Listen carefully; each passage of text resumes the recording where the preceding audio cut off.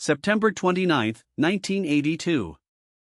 A 12-year-old girl named Mary Kellerman wakes up at her home in Elk Grove Village, a suburb of Chicago. She has a cold and a sore throat. Her parents give her one extra-strength Tylenol capsule and send her back to bed. Within hours, Mary is found on the bathroom floor, unconscious. She is rushed to the hospital. By 7 a.m., she is dead. The doctors are baffled. A healthy 12-year-old does not simply die from a cold. The cause of death is listed as unknown. No one yet realizes that Mary Kellerman is the first victim of America's most terrifying unsolved crime. That same day, in the nearby suburb of Arlington Heights, 27-year-old Adam Janis collapses at home after taking Tylenol for chest pain. He is pronounced dead at the hospital that afternoon. His devastated family gathers at his home. His brother Stanley, 25, and Stanley's 19-year-old wife Teresa both take Tylenol from the same bottle for headaches caused by grief. Within hours, both collapse. Stanley dies that day. Teresa dies 2 days later. 3 members of one family, killed by the same bottle of medicine from their own medicine cabinet. This is not coincidence. This is something far worse. As the death toll mounts, investigators begin to see a pattern. Mary Reiner, 27, dies after taking Tylenol following the birth of her 4th child. Paula Prince, 35, a flight attendant, is found dead in her apartment. Mary McFarland, 31, dies at work after taking Tylenol brought from home. In each case, the victims have taken extra-strength Tylenol capsules. In each case, death comes swiftly: collapse, convulsions, cardiac arrest. Within 72 hours, 7 people in the greater Chicago area are dead, all linked by a single over-the-counter medication. The breakthrough comes when 2 off-duty firefighters in Arlington Heights connect the dots. They realize that the Janis family deaths and the earlier deaths share one common factor: Tylenol. The information reaches the Cook County Medical Examiner's office, where investigators test the remaining capsules from the bottles linked to the deaths. The results are immediate and horrifying. The capsules contain massive doses of potassium cyanide, up to 10,000 times the lethal amount. Someone has opened the capsules, replaced the medicine with poison, and returned the bottles to store shelves. The news hits America like a thunderbolt. On the evening of September 30th, television networks broadcast emergency warnings. Police drive through Chicago neighborhoods with loudspeakers urging people to discard all Tylenol products. Pharmacies across the country pull the product from their shelves. Johnson & Johnson, Tylenol's manufacturer, issues an immediate nationwide recall of 31 million bottles worth over $100 million. It is the largest product recall in American history. In homes across the nation, people open their medicine cabinets with trembling hands, wondering if death sits inside an ordinary-looking capsule. The investigation is massive and immediate. The FBI, the Illinois State Police, local law enforcement, and the Food and Drug Administration join forces in one of the largest investigations since the Kennedy assassination. Investigators determined that the poisoned bottles came from different production lots manufactured at different plants, eliminating the possibility of contamination during production. The cyanide was added after the capsules reached store shelves. The killer purchased bottles from multiple stores in the Chicago area, took them home, poisoned individual capsules, and returned them to the shelves. Random, untraceable, and terrifyingly simple. The simplicity of the crime is what makes it so frightening. In 1982, consumer products have no tamper-resistant packaging. Bottles of medicine sit on open shelves, sealed with nothing more than cotton wadding and a screw cap.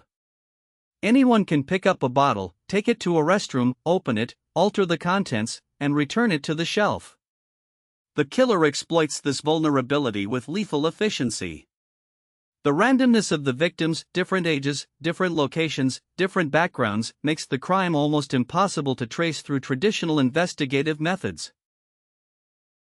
Over 2,000 leads are investigated. The FBI interviews thousands of people and administers polygraph tests to anyone with even a tangential connection to the victims or the stores where the poisoned bottles were sold. Investigators examine Johnson & Johnson employees, pharmacy workers, and anyone with access to potassium cyanide. They investigate whether any of the victims had enemies who might have targeted them specifically. The working theory is that the random victims were collateral damage. The killer's true target might have been a single individual, with the other deaths serving as cover. One suspect emerges quickly: James William Lewis, a New York resident with a history of fraud and a grudge against Johnson & Johnson. Shortly after the murders, Lewis sends an extortion letter to the company demanding $1 million to stop the killings. He is arrested, convicted of extortion, and sentenced to 20 years in prison. But the FBI never gathers enough evidence to charge him with the murders themselves. Lewis denies any involvement in the poisonings, claiming the extortion letter was an attempt to frame his wife's former employer. He is released from prison in 1995. Lewis remains the prime suspect to this day, but the case against him is entirely circumstantial. He had access to potassium cyanide through his previous employment. He lived in the Chicago area at the time of the murders. His extortion letter demonstrates knowledge of and interest in the case.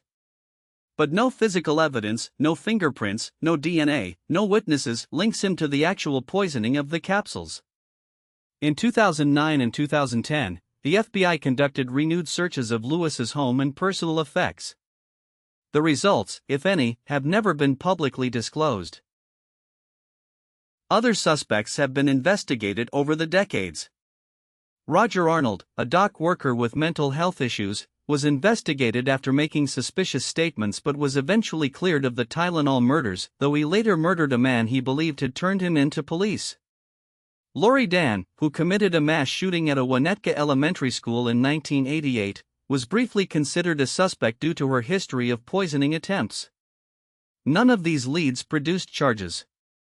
The killer, whoever they are, managed to commit one of the most devastating crimes in American history and escape completely. The impact on Johnson & Johnson was catastrophic, and their response became a legendary case study in corporate crisis management. Tylenol held 37% of the over-the-counter pain reliever market before the murders. Its market share crashed to 7% almost overnight. The company's stock plummeted. Many analysts predicted the Tylenol brand was finished. But under the leadership of CEO James Burke, the company chose total transparency, cooperating fully with investigators, pulling every product from every shelf nationwide, and developing tamper-resistant packaging that would become the industry standard. Within months, Johnson & Johnson reintroduced Tylenol in new triple-sealed packages, foil seals, shrink wraps, and tamper-evident caps. The company offered free replacements and deep discounts. The relaunch was accompanied by a massive public relations campaign emphasizing consumer safety. Remarkably, within a year, Tylenol had recovered most of its market share. The crisis response is still taught in business schools as the gold standard for corporate crisis management. Johnson & Johnson's willingness to prioritize public safety over short-term profits saved the brand and set a precedent for the entire pharmaceutical industry. The Tylenol murders led directly to the passage of the Federal Anti-Tampering Act in 1983, making it a federal crime to tamper with consumer products. The FDA mandated tamper-resistant packaging for all over-the-counter medications and certain food products. The familiar foil seals, safety caps, and shrink bands that we now take for granted on virtually every product we consume, from medicine to food to beverages, exist because of what happened in Chicago in September 1982. 7 deaths transformed an entire industry and changed the way Americans interact with consumer products forever. Copycat crimes followed almost immediately. In the months after the Tylenol murders, over 270 incidents of product tampering were reported across the United States. Most were hoaxes, but some were real. In 1986, Stella Nichol of Auburn, Washington, killed her husband and a random stranger by lacing Excedrin capsules with cyanide, using the Tylenol case as her model. She was convicted after her daughter came forward with information. The Tylenol case had created a new template for murder: anonymous, random, and exploiting the public's trust in consumer products.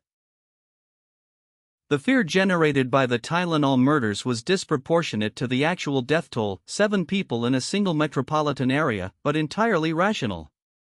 The crime attacked something fundamental: the ability to trust the safety of products purchased from legitimate stores. If a bottle of Tylenol could kill you, what else on the shelf might be poisoned? The murders exploited the uniquely American consumer landscape, the vast, impersonal retail environment where products sit unattended on shelves, accessible to anyone.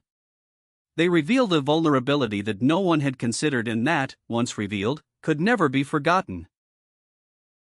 The investigation has never been officially closed. The FBI and Illinois State Police maintain active files on the case. Periodically, new leads are pursued. In 2011, the FBI requested DNA samples from James Lewis and his former wife. In 2019, investigative journalist Thomas Frisbee published new evidence suggesting Lewis had stronger connections to Chicago area pharmacies than previously known. But no arrest has been made, and with each passing year, the likelihood of a prosecution diminishes. Physical evidence degrades, witnesses die, and memories fade. The families of the victims have lived with the agony of an unsolved case for over 4 decades. The Janus family lost 3 members in a single day. The parents of 12-year-old Mary Kellerman have carried the burden of having given their daughter the pill that killed her. These families have received no justice, no closure, and no explanation. They exist in a limbo that only the families of unsolved murder victims can understand, knowing that the person who destroyed their world may still be alive, may still be free, may walk past them on the street without either of them knowing. The Tylenol case represents a unique category of crime: anonymous mass murder committed through consumer products. Unlike a shooting or a bombing, there is no crime scene, no witnesses, no confrontation between killer and victim. The killer never sees his targets, never knows their names, never experiences the act of killing. The victims have no warning, no opportunity to flee or fight. The randomness is total, the anonymity complete. It is, in many ways, the perfect crime, which may be why, after more than 40 years, it remains perfectly unsolved.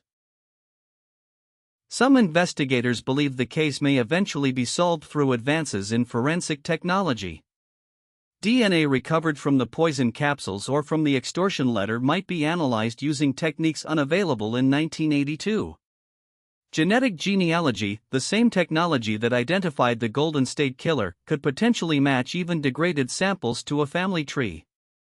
But this requires that viable DNA was preserved, which is uncertain given the passage of time and the handling of evidence with 1980s protocols. The window for a forensic solution is closing, but it has not yet shut entirely. The Tylenol murders occupy a unique place in American criminal history. They killed only 7 people, a modest toll compared to many mass killings. Yet they changed an entire nation's relationship with the products it consumes, created federal laws that affect every American every day, and demonstrated that a single individual, armed with nothing more sophisticated than store-bought poison and the willingness to kill strangers, could bring a $20 billion corporation to its knees and terrorize 300 million people.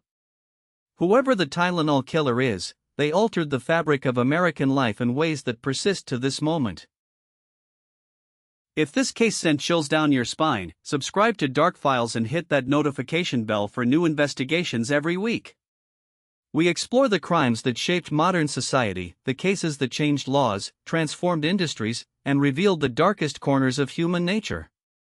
Tell us in the comments, do you think the Tylenol killer will ever be identified? Is James Lewis the answer, or is the real killer someone who was never even suspected?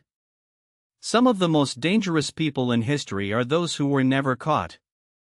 Stay curious, stay safe, and check your medicine cabinet. Stay safe.